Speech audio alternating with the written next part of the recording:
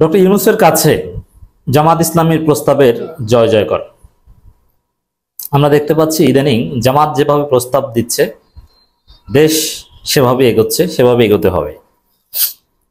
রাজনীতি জামাত ইসলামের একটা ভারসাম্য আনছে। ইদানিং জামাত ইসলামের সফলতা চারদিকে। প্রফেসর ইউনূস চলে যাবেন, পদত্যাগের সিদ্ধান্ত নিয়ে ফেলেছেন, আমিরে জামাত ঠেকিয়েছে, নানান মহল ঠেকিয়েছে, কিন্তু মূল উদ্যোগটা ছিল আমিরে জামাতের।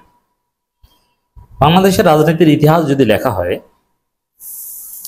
তখন যদি প্রফেসর ইউনূস পদত্যাগ করতে চেয়েছিলেন, এটা যদি ইতিহাসের পার্ট হয়, তখন সেখানে পদত্যাগ কিভাবে ঠেকেছিল সেখানে আমিরে জামাতের নাম আসবে সবার উপরে। তো এটা একটা সফলতা। এরপরে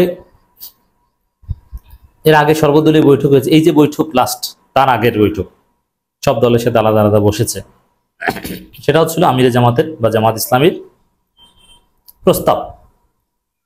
তো জামাতের প্রস্তাবই তো সরকারকে মানতে হয়েছে। আবার দেখেন, ঐকমত্য কমিশনের বৈঠক উদ্বোধন করেছেন সর্বদলীয় বৈঠকের মাধ্যমে প্রফেসর ইউনূস। এই বৈঠকেও জামাত ইসলামের প্রস্তাবের জয় জয়কার। জামাত যেটা বলেছে সেটাই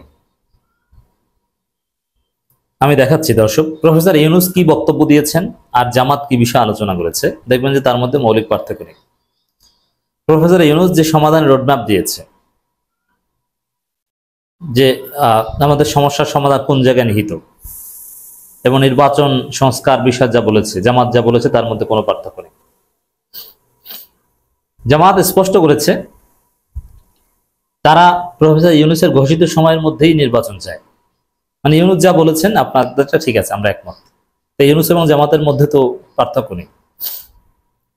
এবং একটা আনুমানিক যে কথাটা, যে ফেব্রুয়ারি থেকে এপ্রিলের মধ্যে নির্বাচন হোক, ডিসেম্বরেও নয় আর একদম জুনেও নয়, মাঝামাঝি, সরকারের পরিকল্পনা অনেকটা এটাই।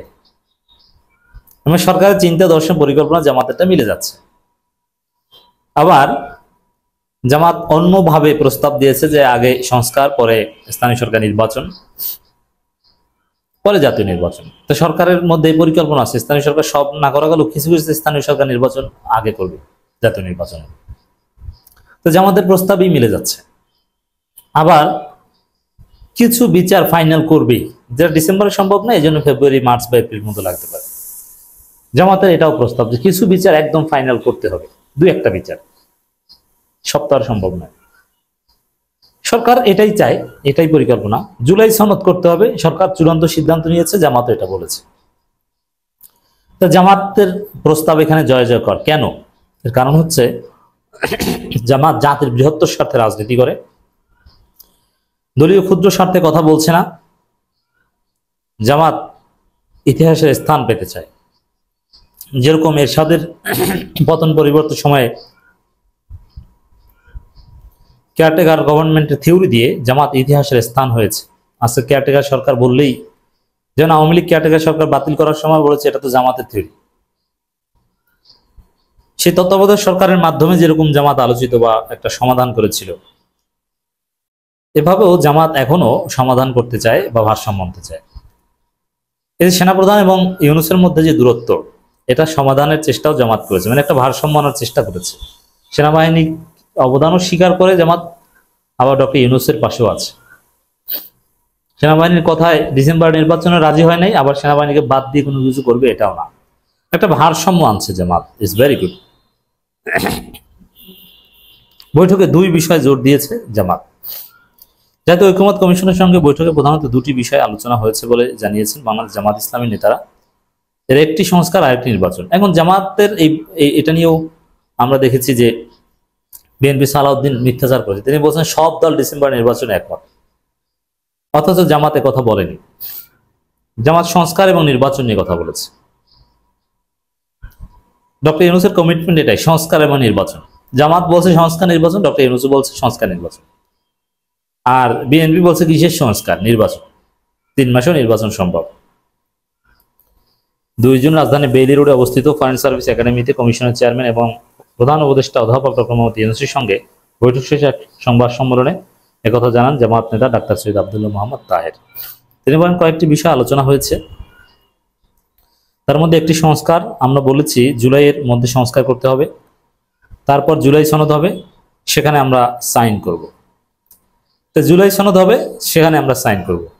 আর প্রফেসর ইউনূস কিন্তু সেম কথা বলেন, জুলাই সনদ হবে, সেখানে আপনাদের সবাইকে সাইন করতে হবে। তো জামাত যা বলছে ওই ঠিক। বিএনপিও এভাবে জামাতের মধ্যে হিরো হতে পারত যদি দলীয় ক্ষুদ্র স্বার্থে রাজনীতি না করে জাতির বৃহত্তর স্বার্থে রাজনীতি করত।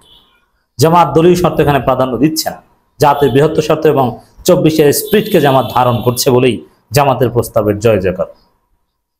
জামাতের এই নেতা বলেন, আলোচনা হয়েছে আমরা নির্বাচনের ব্যাপারে, তার প্রতি আমাদের আস্থার কথা আমরা পুনর্ব্যক্ত করেছি, তার নেতৃত্বে নির্বাচন হবে, আমরা এটা চেয়েছি। এর মানে ওই বিএনপি ডিসেম্বর নির্বাচন নাই, ডক্টর ইউনূস যখন চায় তখন। এবং ডক্টর ইউনূস তো বলেছে যে ডিসেম্বর থেকে জুনের মধ্যে, ঠিক আছে, ওই টাইমই করেন। তিনি আরো বলেন, নির্বাচন তারিখের ব্যাপারে 3টি বক্তব্য এসেছে। প্রধান উপদেষ্টার পক্ষ থেকে ডিসেম্বর থেকে জুন, মানে সে আগের কথাই। কয়েকজন বলেছে ডিসেম্বর, কয়েকজন, আর বিএনপি বলছে সবাই বলেছে, মিথ্যাচার। তবে আমরা ডিসেম্বর থেকে এপ্রিলের মধ্যে নির্বাচন অনুষ্ঠিত করার আহ্বান জানিয়েছি। তো ডিসেম্বর থেকে এপ্রিল ইউনূস সরকারের ভাবনা কিন্তু এটাই, এবং এটাই হতে পারে। যদিও আমার ব্যাখ্যা ওভারঅল ভিন্ন, যে নানান অঘটনের মধ্য দিয়ে শেষ পর্যন্ত নির্বাচন হতে অনেক দেরি হতে পারে। তবে সরকার পরিকল্পনা এই জামাত যেটা বলেছে ওইটি এপ্রিলের মধ্যে। স্পষ্টভাবে জামাত বলেছে যে কোনো চাপ সৃষ্টি করবে না তারা, তবে নির্বাচনে একটা নির্দিষ্ট দ্রুত রোডম্যাপ দেওয়ার আহ্বান জানিয়েছে। একটা তারিখ ঘোষণা করে নির্বাচন নিয়ে জনমনে যে শঙ্কা আছে তা কেটে যাবে। নির্বাচনে জনমনে শঙ্কা নেই, নির্বাচন নিয়ে বিএনপি মনে শঙ্কা, জামাতের মনে শঙ্কা নেই। দর্শক, চমৎকার ভাবে জামাত যে প্রস্তাব দিয়েছে সে প্রস্তাব গৃহীত হচ্ছে। রাজনীতিতে জামাত ভারসাম্য আনছে এবং রাজনীতিতে জামাত চালকের আসনে আছে, ক্রিয়েটিভ ডাইনামিক রোল প্লে করে যাচ্ছে, সমাধানদাতা হিসেবে আবিষ্কার হচ্ছে। তো দর্শক, আমি একটা আলোচনায় বলেছিলাম যে জামাতের হাতে মিডিয়া নাই, জামাতকে জাতির সামনে দেখানো হয় 71-এর ভিলেন হিসেবে, যে জামাত মানে শুধু ভুল করে। হ্যাঁ, 71-এ ভুল করেছে নিঃসন্দেহে, কিন্তু জামাত মানে যে সমস্যার সমাধান করা, জামাত মানে যে জাতিকে বড় ধ্বংসের হাত থেকে রক্ষা করা। জামাতের হাতে যদি প্রথম আলো, ডেইলি স্টারের মতো মিডিয়া থাকতো, তাহলে জামাতের চরিত্র এভাবে জাতির সামনে উপস্থাপিত হতো। যে কেয়ারটেকার সরকারের ফর্মুলা দিয়ে এক বিশাল সমাধান করেছিল, এটাকে আন্তর্জাতিক খ্যাতিসম্পন্ন পলিটিক্যাল সায়েন্টিস্ট কাম রাজনীতিবিদ বানিয়ে দেওয়া যায় গোলাম আজমকে। কিন্তু জামাতের হাতে তো এইভাবে মিডিয়া নেই। এই কাজটা যদি বিএনপি ও আওয়ামী লীগের কেউ করতো, দেখবেন যে তাকে পৃথিবীর ইতিহাসে আলাদা একটা স্থান দেওয়া হতো। কারণ কি, তত্ত্বাবধায়ক সরকার শুধু বাংলাদেশে না, পৃথিবী অনেক দেশ গ্রহণ করেছে পরে, যেটা গোলাম আজমের থিওরি। তো এই জন্যে এছাড়া আরো নানান সময় পাকিস্তানেও জিয়াউল হকের সময় যে ঘটনা, সেখানেও জামাত সমাধান করছে। এরকম অনেক ইতিহাস আছে, সেদিকে যাচ্ছে না। জামাত সমস্যার সমাধান করছে, জামাতের প্রস্তাব কাজে লাগছে।